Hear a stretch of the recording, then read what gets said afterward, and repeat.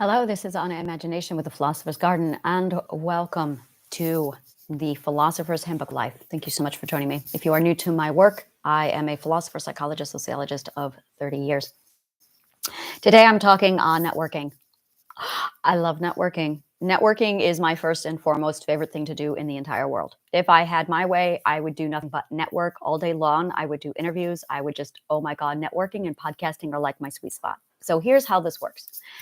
I have been networking since 2015, real hardcore solid. And networking is something that a lot of people think is for entrepreneurs only. And that's the problem. So we're going to go through what networking is, the psychology of networking. I'm going to say that again because it just sounds so yummy to me. We're going to go over the psychology of networking. And I'm going to pull apart what exactly is going on when we network and why it's important that we do it for everybody, not just businesses. And I cannot emphasize enough, in the new world, in the new government, in the new wherever it is we are going, whatever you want to believe that is, and that's fine. I respect to you. It's imperative that we understand that networking for a regular day-to-day social existence is going to be part of that. It's going to have to be. People who seek friendships require networking skills. The reason why networking is so hard for adults is because adults don't realize it's networking. And a lot of people do not understand what networking is. So by covering networking and going over all the details, and I'm probably going to do like 2 or 3 different like chunks of this because it is so vast to comprehend what's going on when you network. So we are going to break down the psychology of socializing because that's really what's going on here. You have basically 3 levels of socializing. You have socializing with strangers to acquaintances. You have socializing with friends to, we don't have a word for it. I'm going to say level 1 friends to level 3. Actually, we're going to say level 3 friends to level 1 friends. And then we have socializing with those who are actually within our circle of trust. And I'm going to break down the circle of trust here in a moment for you. So here's how this works. Basically, whenever you socialize, you are handling trust. That is the big one. You are talking about basically toggling and laying out the groundwork for trust. You are also planting seeds. That's a common thing that a lot of people hear a reference to. It's very much like a social garden. And I'm going to be using the concept of a garden a lot when it comes to socializing because this is exactly what it's like. Instant gratification has no place whatsoever in this diagram, in this concept. And that is part of the problem. This is a process that cannot be rushed. I'm saying it. You cannot rush this. This is human psychology at its finest. You can't rush it. And what we see a lot of is a lot of people thinking that we can shortcut, bypass, or cheat this process. And when you try and cheat, shortchange, or bypass this process for instant gratification, you failed. There's just done. You're done. It's not going to happen. And that's what we see a lot of, is there's a lot of dirty tricks out there that bypass this process. And basically you're planting seeds, but the seeds don't germinate. The seeds are dead seeds. They're like those ones in the pack where you plant them and nothing ever happens. They're dead. They're not wick. Wick is a gardening term for ripe, for live. It means alive. That's exactly what wick means. It means it's alive. It's a plant term. Actually, I think it's like an old Celt term. So here we go. So whenever you go into this process, the great social paradigm, the great social experience, you're planting seeds. But if you try and cheat, shortchange, or bypass the process via instant gratification, your seeds are not wick and they will not take hold ever. If they do, your seedlings are going to be absolutely, they're not going to be healthy. They're not going to be good. They're not going to be a proper, you're not going to feel connected. And that's really what we're looking for here, is how to actually connect. So the first level of strangers acquaintance, we are basically working through a circle of trust. The circle of trust is a lot like a bullseye. Now, in the dead center of this bullseye is you, the self. A lot of people think that this center bullseye area of the self is where your partner sits. No, this is wrong. This is not healthy. If you have a partner sitting in your social bubble in your dead center with yourself, you have not given yourself any boundaries with your partner, and your partner has not experienced any boundaries. And this is where codependency comes from. I talk a lot about that later on in my relationship/self section. Right now, we're just going to focus on what this looks like when you have your trust circle. So that middle circle of self needs to be just you. Do not put your spouse in that section. Your spouse goes right outside of that section. There needs to be a buffer between you and your spouse. That's vital to balanced mental health. The next ring outside of that are your closest friends. Now, if you have children, friends, family, depending upon basically how close they can get and where you are, they can be as close as a spouse without the sexuality. But you get the idea. There's no set defined, your friends are not allowed to be as close to you. That's not the case here. We're looking at how well you trust people. And that's really all that this is. And then the next level out is your friends. They're not as close, but they're like, we're going to call these level 2 friends. Closest friends are going to be level 1 friends. And then you're going to have a tier of the number 3 friends. And this is where I'm using the term friends for level 3, because they're not quite friends, but they are. And then outside of that are strangers. So you've got this bullseye of strangers and acquaintances on the outside. Please note they are not the same thing. Strangers and acquaintances. Same thing. An acquaintance is a stranger. And then inside you've got your friendship level 3, then you've got your friendship level 2, and then you've got your closest of friends, friendship level 1, and then you've got your spouse, and then you have yourself. Now, a lot of people, when they see this diagram, this bullseye example that I lay out, they immediately assume, this is very, very common, they immediately assume that there is a boundary with each and every level. And that as you go through each levels, you have to bypass a boundary. No. The circle of trust is not levels of boundaries. These are levels of trust. Almost every person who sees this diagram, by the way, this is the diagram. Let me show you part of it right here. This is the diagram. There you go. So you've got yourself, your spouse, level 1 friend, level 2 friend, level 3 friend, and strangers, acquaintances. So a lot of people think that each one of those lines represents boundaries. So that you've got level stranger boundaries, and then you've got, excuse me, and then you've got level 3 boundaries, and you've got level 2 boundaries. No. Boundaries are going to be set aside for a minute. We're going to talk about those in a minute. These are the levels of trust, not boundaries, and they have absolutely nothing to do with each other. Kind of, but not really. There are information about us that's intimate. Yes, this is related to networking. Stay with me.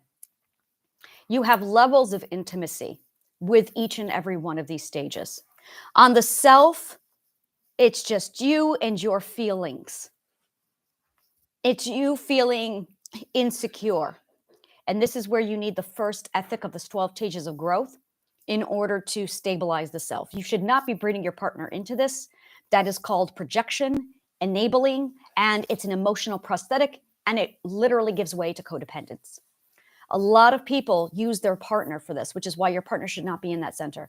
If you are having an emotional problem, you need to be alone dealing with your problem and not using people for your emotional prosthetic. People are not for you to use. If you have that as one of your rules, that's going to go a long way for you. People are not for use, including your spouse, especially your spouse. So if you need to deal with something, you need to take that alone and deal with it. Now, the next level is that level of trust. We're going to flip this around and we're going to start with strangers, acquaintances, and then we're going to work our way in. When you meet somebody, you are dealing with a blank slate. There is a formula. I love psychology formulas. I'm going to give you this psychology formula. This is, of all the formulas, this is like one of my, you're going to love this. Logic plus emotions plus behavior equals integrity. Integrity needs to be compared to words spoken, and that equals their name.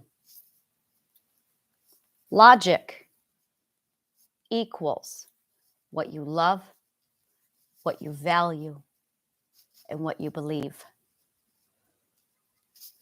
We're going to break that down. So if you need the formula, again, pause the video, go get a piece of paper, and I will say it to you once more. I'm assuming you've paused the video and you've gotten the piece of paper and the pen. Logic equals love plus value plus belief. Logic equals what you love, what you value, and what you believe. This is actually part of your subconscious mind's cognitive core. This is where everything to do with the self comes from. What you love, what you value, what you believe. This is pure 100% logic. No questions asked. This is the most logical thing you've got in your life. What you want, what you love. It is void of fear. It is void of hate. It is void of insecurity. Pure love, the real deal. What you value, these are your ethics. What you value is solely based off of what you love. You value something because you love X. You love X, therefore you value Y. Every time. You love animals, therefore you value animals.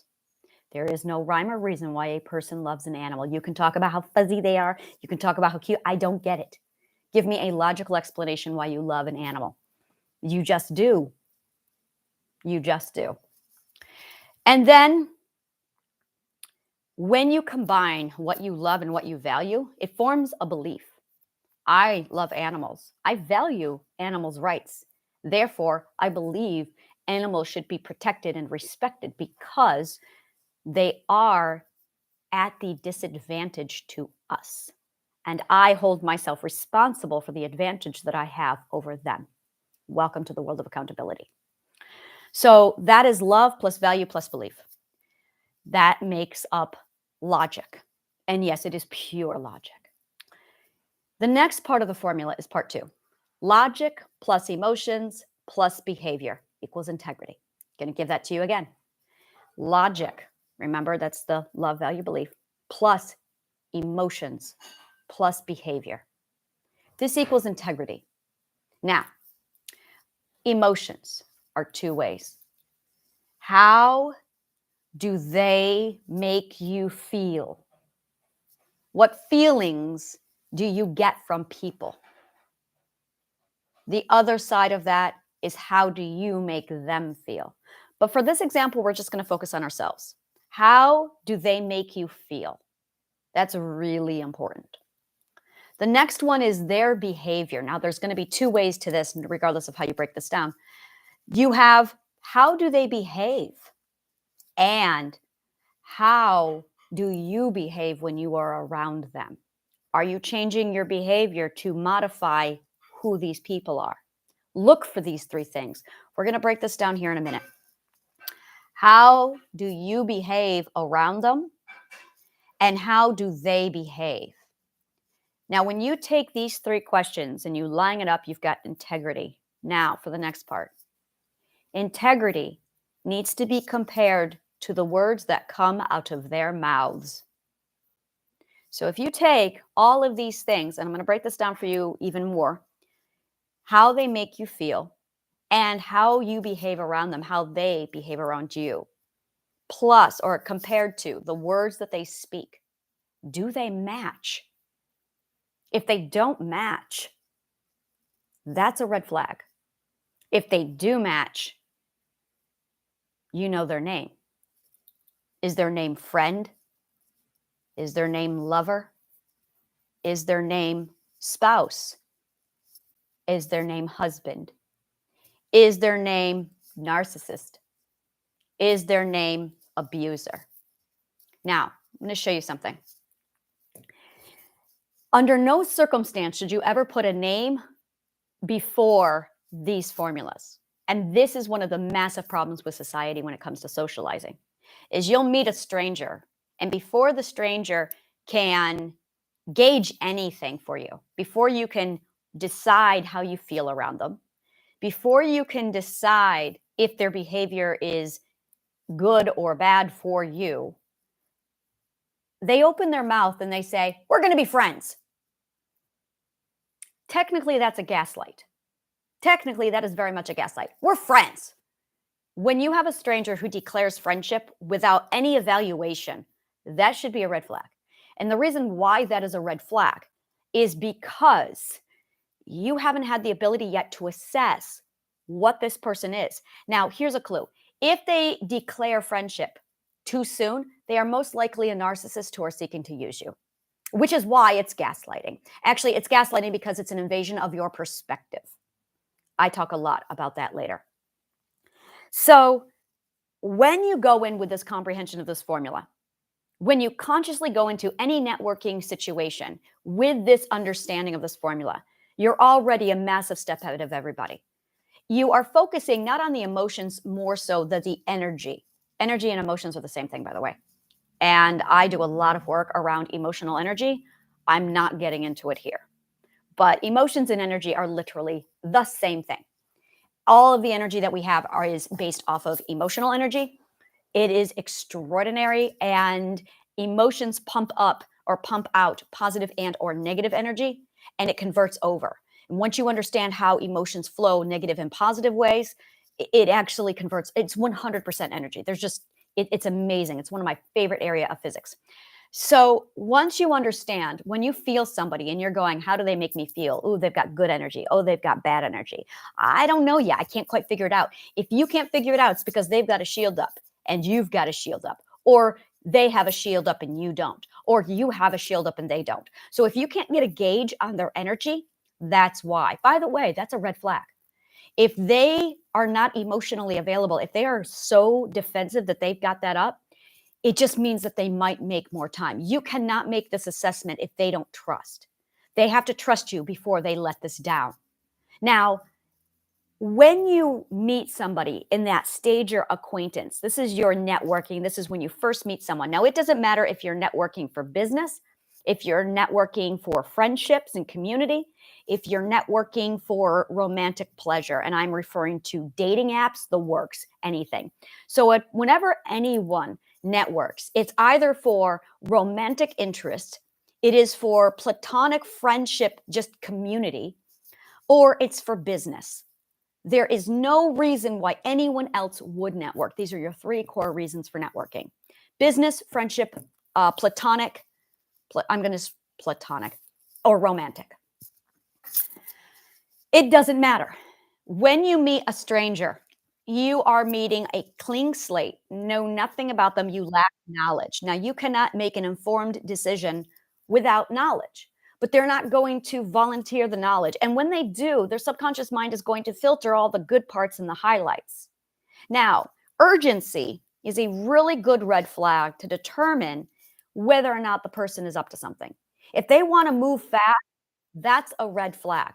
In our society, Wonderland, there is a lot of push somebody through, rush them, make a decision now, today, FOMO, FOMO, FOMO. And that is actually a bully abusive technique to manipulate you into making a hasty decision so you don't slow down and think. And that's the problem. We need to be thinking. Because when we're not thinking, we are trusting the wrong people. We are jumping in too soon. We are going so fast that we're missing the red flags. And they know it. They don't want you to catch the red flag. So they rush you into a commitment or a decision or a contract before you have a chance to see their red flags. They know this. So they rush. A person who means well won't rush you. Urgency does not exist when it's legit. Now, that being said, we're going to go back to what I said before, cheating the system, shortchanging, bypassing the system for instant gratification. Now you're looking at urgency. So the people who bypass this trusting process are the people who have something to hide. There's your red flag. So the very first boundary you should be using when you meet somebody new is take your time. A narcissist will not tolerate it. Now, if you have ADHD, or if you are empathizing with somebody with ADHD and they're saying, well, I need to move fast, do not allow their ADHD problem to become your responsibility. They might have a problem with ADHD, but that doesn't mean you have to cater to it. ADHD is a legitimately real problem. My daughter has it. I get it. My partner has it. I get it. Now, if you are someone with ADHD, this is a reminder that just because you have ADHD does not mean you need to rush everything and bypass it. In fact, it's really good for you to slow down, even though it's hard to slow down. And I get it. I absolutely understand it. I do. That being said, urgency is not an excuse to bully someone into making a decision. Not at all. So when you walk in and you're finally ready to network and you're dealing with a person and a stranger, the biggest problem that people have is socializing. Now, there are two ways you can go about this. At an actual networking event, the worst thing you can do is pitch, as in sell. And the reason why is this. Because at a networking event, the agenda is not to get a sale. I'm going to say that one more time because there's a lot of people who need to hear this. When you attend a networking event, your purpose there is not to sell. When you sell, you have three things. You have yourself, you have your business, and you have your product. Now, I'm going to use my business as an example because it's readily available and I don't have to think of fiction. I have me, Anna Imagination. I am actually a brand, and I am a brand separate from the Philosopher's Garden. My business is the Philosopher's Garden, but the Philosopher's Garden has literally 4 different parts to it. I have 4 pillars inside my Philosopher's Garden. And I have products. I have probably 20 plus products. Now, here's how this works.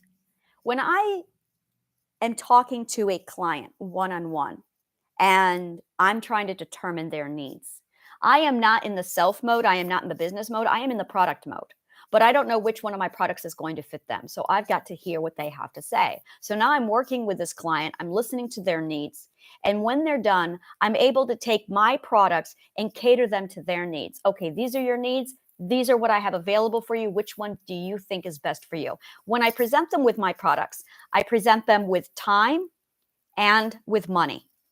So depending upon what they want, do you want the results in a certain period of time, or do you need a budgeted account so that it sets up to your financial needs? Those are the 2 options for them. Time, results. Let's also add results in there. So there's time, money, or results. Now, in a networking event, you are not on a phone call with a one client. And this is where a lot of people really don't get this. When you are networking, you are not pitching one person. So the idea of going in with one product to push and pedal through an entire group, that's not what you're there for. No one wants to be sold to at a networking event. When you are on the phone with a client, the goal is to get one sale. One sale from one person. You have a 50-50 outcome. You are looking at hoping that you will get 100% purchase. But when you are at a networking event, you could be dealing with 100 people. Your ideal goal is to walk away with 100 people who are new in your network. That is the goal. The only way to get 100% turnout at a networking event or as close to that number as possible is not by selling them a product, because your products are only going to fit maybe 1 to 5% in that networking group. So if you pitch your product to 100 people, your product is most likely only going to fit 5 of those people out of 100. Now, if we're talking a networking event and you're actually wanting that because I wear so many hats and I've got the Philosopher's Garden with 4 pillars, I'm going to want to pitch me.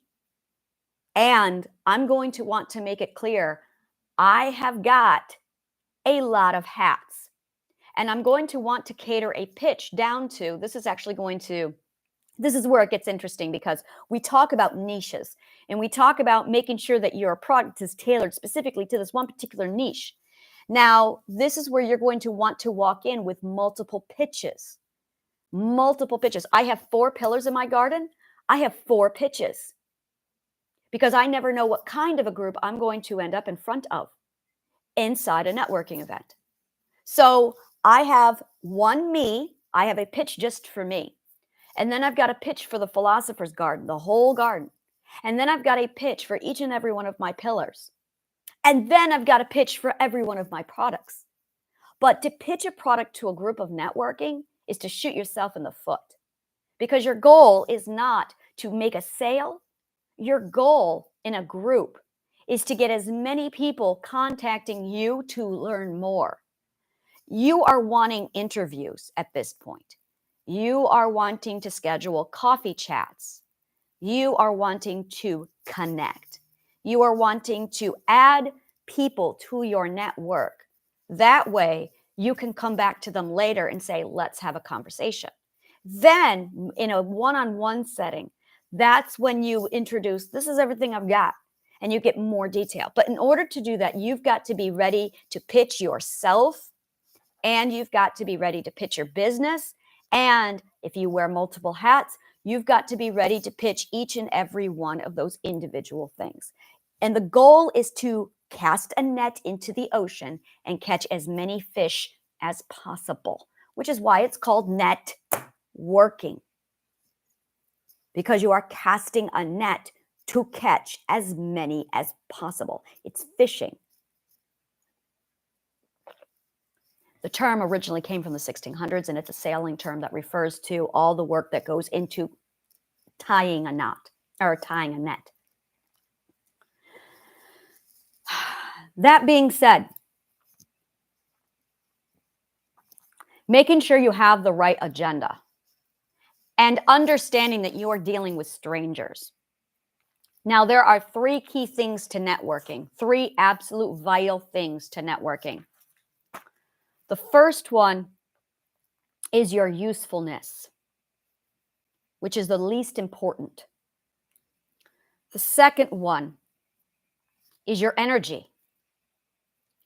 And the third one is your kindness.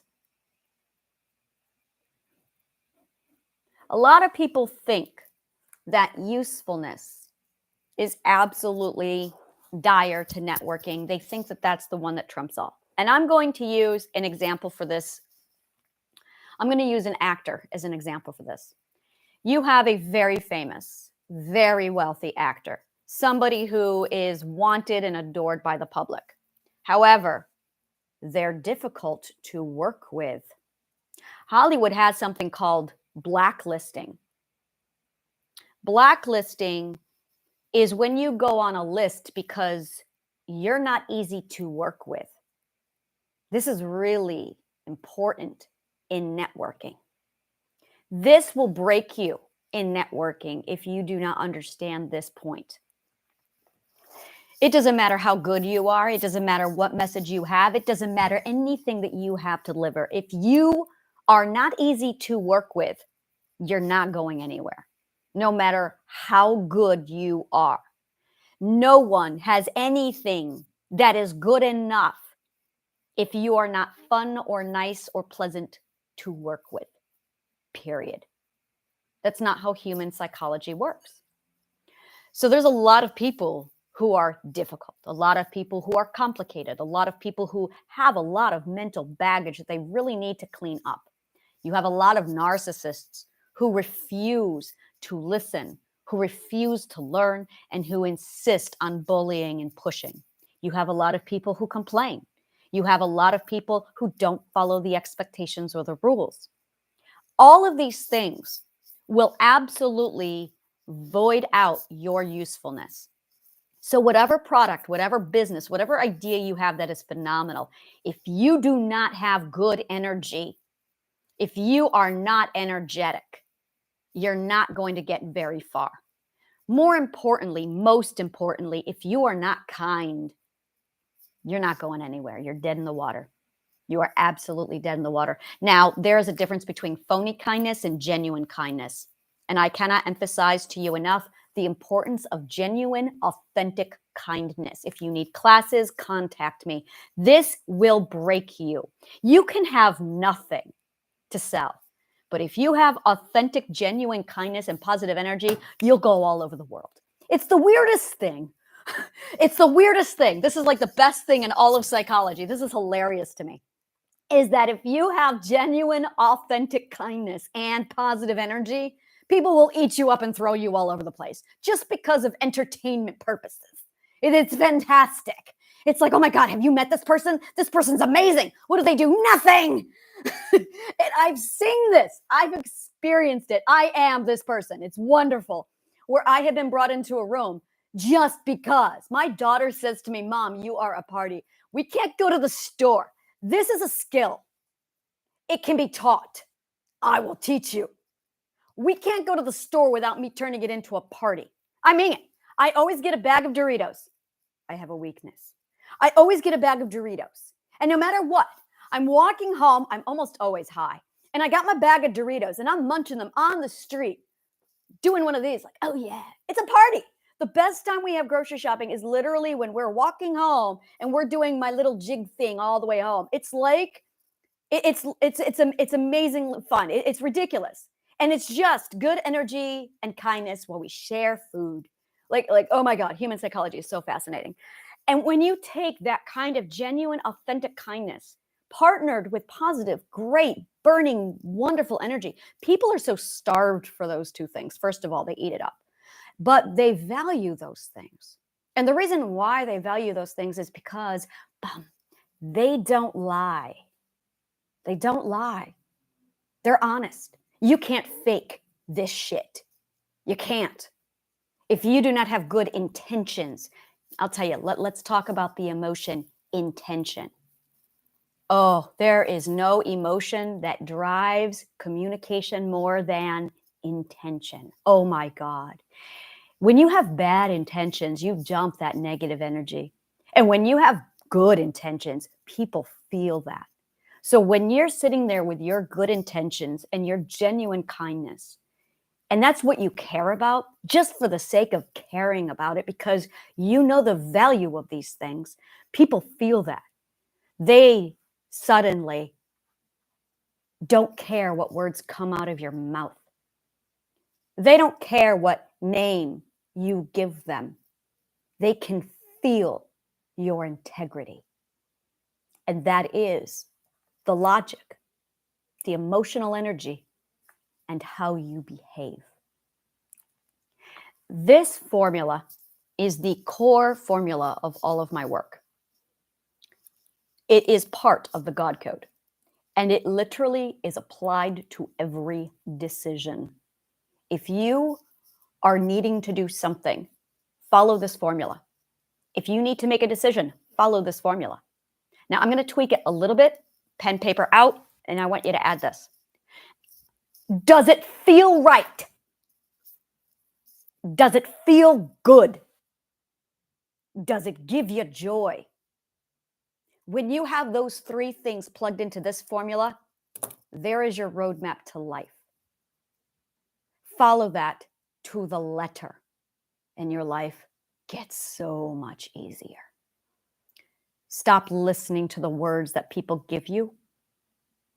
Slow down.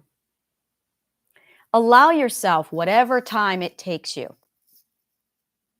to evaluate logic plus the emotional energy plus their behavior.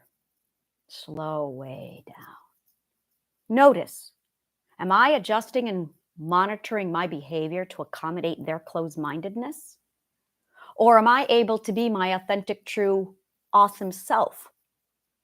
Are they altering their behavior? How do they behave? How do they make me feel? How do I make them feel? Sit with those feelings. Feel their energy. You can tell if their intentions are good or not. Pay attention. Go back to your integrity. Weigh in on your logic. What do you love? What do you value? What do you believe? Is their behavior and their energy violating your integrity? And if it's not, accumulate all of this, the logic, the emotions, the behavior. Now, compare those things to the words coming out of their mouth. Do they match? I'll be very blunt here. If they don't match, they're not good people. If they match, you can trust them. You need to be the one to name a person who you let into your circle. Never let them name you. This is one of my core rules of life.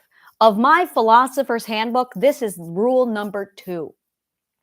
Rule number 2 is you never let anyone designate their role in your life. You designate their role in your life. Don't you ever designate your role in someone else's life. They have to determine what role you are in their life. It is a gaslight and it is invasive to declare what role you are in someone else's life. Likewise, be mindful of this. If someone steps in and declares, we're going to be friends, hold on a minute. I have not had time to sit down and assess any evaluation on you. I don't know who you are. I don't know if you're good friend material for me. You don't know me, and I don't know you. So we're going to sit down and we're going to evaluate if you're going to be good for me. I hope you do the same for you. Now,